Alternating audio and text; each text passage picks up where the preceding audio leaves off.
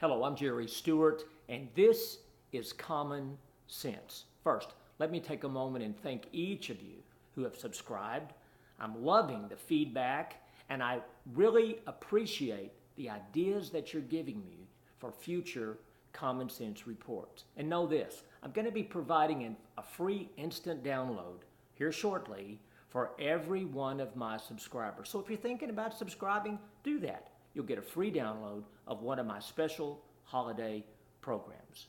Now, I have a question for you. Do you believe that we have a country? Now you're saying, oh wow, Jerry, have you lost your mind? Of course we have a country. We do have a country called America. But my question to you is, do we really have a country? Now you say, what do you mean? Well, I've been doing some thinking and some research, and I believe there are three things that you must have to have a country. Okay? Number one, you have to have laws. You have to have the rule of law. And not only have the laws on your books, but you must be enforcing those laws. Now, let me give you an example. There's been a lot of talk about the hundreds of thousands of illegal aliens that we have in our country. There's a lot of talk about the ones that have been here since birth. There's been talk about those who have come across and they've been here and they're citizens who are adding to our economy. But what do we do with the fact that we've got a large portion of people who are here illegally? Now they're working out how to allow them to stay and make them legal when they broke the law in the first place to get here. Now, let's put the ones aside that don't have any criminal activity or anything against them. Now, let's talk about those illegal aliens who are here in our country who have found their way to sanctuary cities because they are wanted by our lawmakers, our police forces, and such here in America, and they're wanted because they've broken laws, they've committed crimes in our country.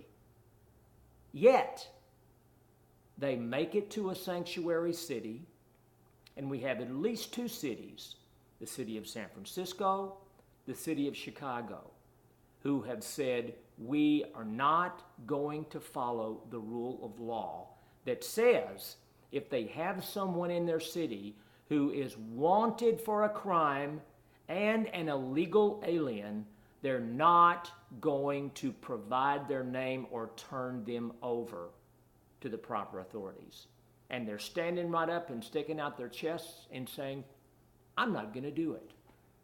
Now, if we do not enforce the rule of law, number one, you do not have a country if you do not have laws and enforce the rule of law. Number two, you do not have a country if you do not have boundaries. If you do not have markings as to where your country begins and where it ends, you do not have a country. What would you call it? If people could come and go and do as they please, and there was nothing to cause you to have permission to come in. Now, I was talking with a gentleman a few weeks ago, and he said, I just don't get the wall. I just don't get the wall. It just seems like it doesn't make sense. Not the right thing to do. So I said, his name is Mark. I said, Mark, do you have a house? Yes, I have a house. Do you own the home? Yes, I own the home. Do you have a backyard? And he said, yes. I said, do you have a fence around your backyard? And he said, yeah. And I said, why do you have the fence? And he said, well, to keep people from coming onto my property who don't have permission. And I went, oh, so you mean you have the right to have a fence around your backyard, keeping people out who don't have permission to be there.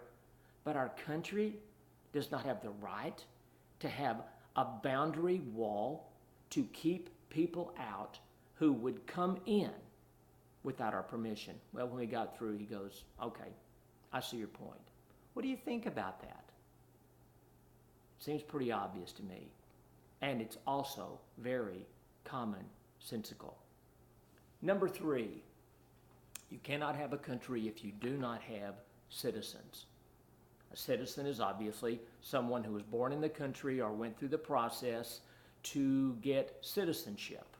Now, if you begin to determine that anybody can be here and that there's no standards and there's nothing to follow and you can just come in, then there are no citizens. Something else. There's a lot of talk these days about beginning to provide social services for people who are not citizens, who are here illegally, and we're going to give away part of our nation's budget for these folks, even though they're not citizens. Now, you say, we're a generous country. Yes, we are a generous country, but we are becoming a generous country to a fault. And you say, I like the fact that we help other countries. I do too. But in case you've wondered, we are past $20 trillion in debt. Now you say, that's just a bunch of numbers. Millions, billions, trillions, whatever that is.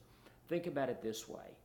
If you were to take our national debt today and divide it by every citizen, that's not just the father and the mother, but all of the children, if we take and divide the national debt by every citizen in our nation, each one of us right now at this moment are responsible for a debt in excess of $61,000 each. Your 5 children, each one of them, $61,000. So understand that when we are generous to a fault, when we're letting people come into our country, earn money, and not pay tax on it because they're not a citizen, even send the money out of the country to another country, then we are losing the opportunity to be able to continue and function as a country because our debt is getting ready to swallow us up. So, think about this. Let me know. Are we a country? What are the reasons that you believe we're a country? What are the reasons you believe that maybe we're not becoming a country at all? I love America with all my heart. I want to be a country. We have to become the things we need to be a proper country. All right? Please subscribe. If you don't agree with me, that's okay. Give me a dislike if you want, but tell me why. If you like, give me a yes, a thumbs up. Okay? Thanks so much. God bless you all. See you next time on Another Common Sense.